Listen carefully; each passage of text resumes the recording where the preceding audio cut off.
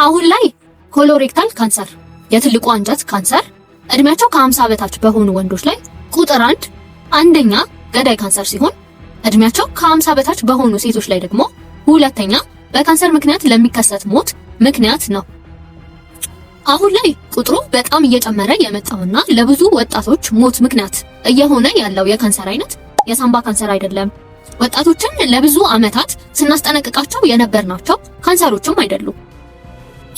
ኮሎሬክታል ካንሰር የትልቁ አንጀትን የአንጀታችን የታችኛው ክፍል የሆነው ሬክተም ካንሰር እኔን ጨምሮ አብዛኞቻችን ሐኪሞች እድሜያቸው ከ50 ዓመት በላይ የሆኑ ሰዎች ላይ ብቻ እንድንጠብቀውና እንድንመረምረው የተነገረን በሽታ ነው። ዛሬ ይህ ካንሰር ለምን ከሌሎቹ በተለየ መልኩ በወጣቶች ላይ በፍጥነት እየጨመረ ያለበትን ምክንያት እንመለከታለን። ሰላም፣ ዶክተር ጸዋይ ነኝ። በሽታ እናንተ ላይ ከመከሰቱ በፊት አስቀድማችሁ በመከላከል ላይ የምታምኑ ከሆናችሁ ሰብስክራይብ በማድረግ ፋሚሊያችንን ጆይን አድርጉ። ቪዲዮውን እስከ መጨረሻው ተመልከቱ፣ ምክንያቱም በቪዲዮ መጨረሻ ላይ አብዛኞቹ ወጣቶች ችላ የሚሏቸውን የትልቁ አንጀት ካንሰር ቅድመ ምልክቶችን በዝርዝር አሳያችኋለሁ። ምክንያቱም ይህንን ማወቅ ብቻ የሕክምናውን ውጤት ሊቀይረው ይችላል። በመጀመሪያ ይህ ካንሰር በምን ያህል ፍጥነት እየጨመረ እንደመጣ ከማየት እንጀምር።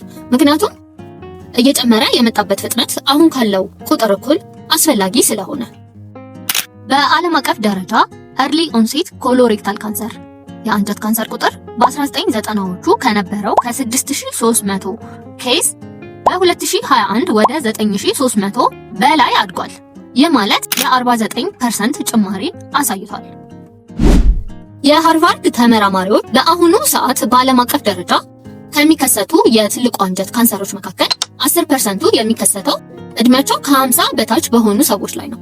ይህ ማለት የትልቁ አንጀት ካንሰር ካለባቸው 100 ሰዎች መካከል 10ሩ እድሜያቸው ከ50 ዓመት በታች ነው ማለት ነው። ትንበያቸው በጣም አስደንጋጭ ነውና የአንጀት ካንሰር ፕሪቫለንስ በዚህ የሚቀጥል ከሆነ ከ20 እስከ 34 እድሜ ባለው ውስጥ የ90% ጭማሪና እድሜያቸው ከ35 እስከ 49 ባለው ውስጥ ደግሞ የ46% ጭማሪ ይኖረዋል ብለው ገምተዋል። ይህንን በቀላሉ ለመረዳት ዛሬ 100 ወጣቶች በኮሎሬክታል ካንሰር የሚያዙ ከሆነ በ2030 ማለትም ከ4 ዓመት በኋላ ቁጥሩ ወደ 190 ያድጋል ማለት ነው። በጣም አስፈሪው ነገር ደግሞ ይህ ክስተት በአንዲት ሀገር ውስጥ ብቻ የተከሰተ አይደለም፣ ዓለም አቀፋዊ ሁኔታ ነው። የአንጀት ካንሰርን በጣም አስቸጋሪ የሚያደርገው ሁኔታ ደግሞ የአንጀት ካንሰር ካለባቸው ሰዎች መካከል 20%ቱ ብቻ ናቸው እንደ ሊንች ሲንደረም ባሉ በቤተሰብ የሚተላለፉ የዘር ችግሮች የሚብራራው። የማለት 100 የትልቁ አንጀት ካንሰር ያለባቸው ሰዎች ቢኖሩ 20%ቱ ብቻ ናቸው በቤተሰባቸው ውስጥ የትልቁ አንጀት ካንሰር ያጋጠመው የቤተሰብ አባል ያላቸው። ይህ ማለት አብዛኞቹ የአንጀት ካንሰር የተገኘባቸው ወጣቶች በቤተሰባቸው ውስጥ ተመሳሳይ ካንሰር ያጋጠመው ሰው የለም። እንዲሁም ደግሞ በጥብቅ እንድንከታተላቸው የሚያስጠነቅቀን የዘር የጄኔቲክ የምርመራ ውጤት አይኖራቸውም። እንዲሁም ደግሞ የትልቁ አንጀት ካንሰርን የምንጠብቅበት እድሜ ላይ ስላልሆኑ የሚያሳዩንን ምልክቶች ሐኪሞች እንዲሁም ደግሞ ራሱ ታካሚ ችላ የሚሉት አሁን ላይ ከምናውቃቸው እንዲሁም ደግሞ ልንቀይራቸው ከምንችላቸው ሞዲፋየብል የትልቁ አንጀት ካንሰር መንስኤ መካከል አንዱና ዋነኛው የተቀነባበሩ ወይም አልትራ ፕሮሰስድ ፉድን መመገብ ነው። የተቀነባበሩ ምግቦች የምንላቸው የታሸጉ እንደ ቺፕስ እና ብስኩት ያሉ ምግቦች፣ የታሸጉ እንደ ለስላሳና ጭማቂ ያሉ ጣፋጭ መጠጦች፣ ፋስት ፉዶች፣ የታሸጉ የምግብ ማጣፈጫ ሶሶችና ቅመማ ቅመሞች ለምሳሌ ካቻፕ፣ ማዮኔዝ እና ለሰላጣ ድሬሲንግ የምንጠቀምባቸው ሶሶች። በጃማ ኦንኮሎጂ ላይ የታተመው የ2025 ጥናት ወደ 30,000 የሚጠጉ ከ50 ዓመት በታች የሆኑ ሴቶችን ተከታትሏል። እናም የተቀነባበሩ ምግቦችን በብዛት በቀን ከ9 እስከ 10 ጊዜ የሚመገቡት በቀን 3 ከሚመገቡት ሴቶች ጋር ሲነጻጸሩ አዴኖማ የመያዝ ዕድላቸው በ45% ከፍ ያለ ሆኖ ተገኝቷል። አዴኖማ ማለት በጊዜ ሂደት ውስጥ ወደ አንጀት ካንሰር ሊቀየሩ የሚችሉ ፖሊፕስ ወይም አንጀታችን ላይ የሚፈጠሩ እብጠቶች ናቸው። በዚህ ጥናት ላይ የተገኘው ውጤት ሌሎቹ ለካንሰር ያጋልጡናል ተብለው የሚታሰቡ ፋክተሮች ለምሳሌ የሰውነት ክብደት፣ በየቀኑ የምንወስደው የፋይበር መጠን እንዲሁም ደግሞ የስኳር ሁኔታን አገናዝቦ ራሱ ቁጥሩ አልተቀየረም ነበረ። ይህ የሚያሳየው በአንጀት ካንሰርና በእነዚህ ሰዎች መካከል ያለው ግንኙነት በየቀኑ የሚመገቡት ፕሮሰስድ ፉድ ወይም የተቀነባበሩ ምግቦች መሆኑን ነው። ከተጠኑት የተቀነባበሩ ምግቦች መካከል ደግሞ ሁለቱ የበለጠ ከአዴኖማ ጋር ግንኙነት ነበራቸው። እነርሱም አንደኛ ተፈጥሯዊ ባልሆነ መልኩ ወይም አርቲፊሻሊ እንዲጣፍጡ የተደረጉ መጠጦች ለምሳሌ የለስላሳ መጠጦችና ሁለተኛው ደግሞ የታሸጉ ሶሶችና ቅመማ ቅመሞች ነበሩ። እነርሱም ካቻፕ፣ ማዮኔዝ፣ የባርቢኪው ሶስ እንዲሁም ደግሞ ሰላጣችንን ለማጣፈጥ የምንጠቀምባቸው ድሬሲንጎች። እነዚህ የተቀነባበሩ ምግቦች የአንጀት ካንሰርን የሚያስከትሉበት ምክንያት ሁለት አይነት ነገሮችን በመጠቀም ነው። አንደኛው ለጤናችን በጣም ወሳኝ የሆኑትን በአንጀታችን ውስጥ የሚገኙ ተህዋሲያን ወይም ገት ማይክሮባዮምን በማዛባት ሲሆን ሁለተኛው ደግሞ ክሮኒክ ኢንፍላሜሽን ወይም ደግሞ ለረጅም ጊዜ የቆየ ስር የሰደደ የሰውነት መቆጣት ወይም ብግነትን በማስከተል ነው። ኮሎሬክታል ካንሰርን አስቀድሞ ለማወቅ በጣም አስቸጋሪ የሚሆንበት ምክንያት አንድ ፖሊፕ በአንጀታችን ውስጥ ከተፈጠረ በኋላ ወደ ካንሰርነት ለመቀየር ከ10 እስከ 15 ዓመት ስለሚፈጅበት ነው።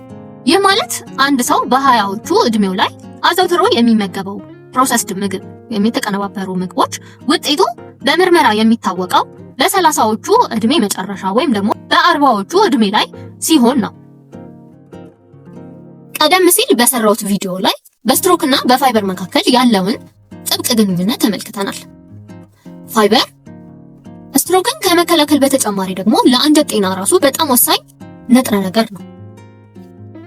ከፍተኛ ፋይበር ያላቸውን ምግቦች አዘውትረው የሚመገቡ ሰዎች ለኮለን ካንሰር፣ ለትልቁ አንጀት ካንሰር የመጋለጥ እድላቸውም በጣም ዝቅተኛ ነው። የኛ የኢትዮጵያውያን አመጋገብ በጥራጥሬዎች፣ በሙሉ እህሎች እንዲሁም ደግሞ በአትክልቶች የበለጸገ ሲሆን እዚህ ጥናት ላይ ከተጠቀሱት የተቀነባበሩ ምግቦች በጣም የራቀ በውስጡም ከፍተኛ የሆነ የፋይበር መጠን ያለው ሲሆን የአንጀት ካንሰርንም አስቀድሞ ለመከላከል በጣም ወሳኝ የሆነ አመጋገብ ነው። አሁን በቪዲዮ መጀመሪያ ላይ ቃል የገባሁላችሁን ወጣቶች ችላ የሚሏቸውን የትልቁ አንጀት ካንሰር ቅድመ ምልክቶችን እንመለከታለን። በ20ዎቹ ወይም በ30ዎቹ እድሜ ውስጥ ያሉ ወጣቶች ሐኪማቸው ጋር ደም የቀላቀለ ሰገራ ወይም ደግሞ ለረጅም ጊዜ የቆየ የባውል ሃቢት ቼንጅ ማለትም የሆድ ድርቀት ወይም ተቅማጥ ተሰምቷቸው ሐኪማቸው ጋር ሲቀርቡ ብዙ ሐኪሞች በመጀመሪያ የሚያስቡት ያን ያህል ከባድ ያልሆኑ ምክንያቶችን ነው። ለምሳሌ ኪንታሮት ወይም ሄሞሮይድ፣ ጭንቀት ወይም የአመጋገብን ለውጥ እንደ ምክንያትነት ሊያቀርቡ ይችላሉ። አዎ እነዚህ በሽታዎች ለእነዚህ ምልክቶች መንስኤ ሊሆኑ ይችላሉ፣ ነገር ግን ብቸኛው ምክንያቶች አይደሉም። ስለዚህ እድሜያችሁ ስንትም ይሁን ስንት ተገቢው ምርመራ የሚያስፈልጋቸው ምልክቶች እነዚህ ናቸው። አንደኛ ደም የቀላቀለ ሰገራ፣ በፊንጢጣ የሚወጣ ደም። ሁለተኛ ከተለመደው የተለየ ባውል ሃቢት፣ እነርሱም ለረጅም ጊዜ የቆየ የሆድ ድርቀት ወይም ተቅማጥ። ሶስተኛ የማይጠፋ የሆድ ህመም ወይም ቁርጠት። አራተኛ ምክንያት የለሽ የሰውነት ክብደት መቀነስ። አምስተኛ የማይጠፋ ድካም። ስድስተኛ ምክንያት የለሽ የደም ማነስ ምልክቶች፣ እነርሱም ድካም፣ ማዞር፣ የጆሮ መጮህ። የደም ማነስ በሰውነታችን ውስጥ ለረጅም ጊዜ ሲካሄድ የቆየ አንጀት ውስጥ በሚፈጠር የደም መፍሰስ ምክንያት የሚፈጠር ነው። እነዚህ ምልክቶች ስላለባችሁ ብቻ ካንሰር አለባችሁ ማለት አይደለም። አብዛኛውን ጊዜ ካንሰር አይደለም። እነዚህ ምልክቶች ያሳያችሁት በሌላ በቀላሉ ሊታከሙ በሚችሉ ምክንያቶች ሊሆን ይችላል።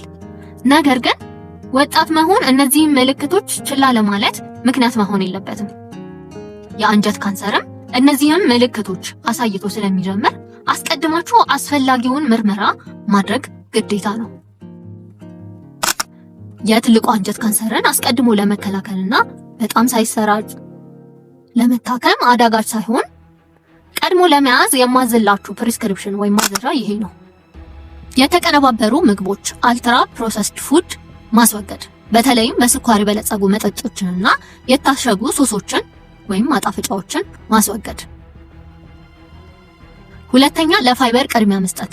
ባቄላ፣ ምስር፣ አትክልቶች፣ ሙሉ እህሎች በውስጣቸው ከፍተኛ የሆነ የፋይበር መጠን አላቸው።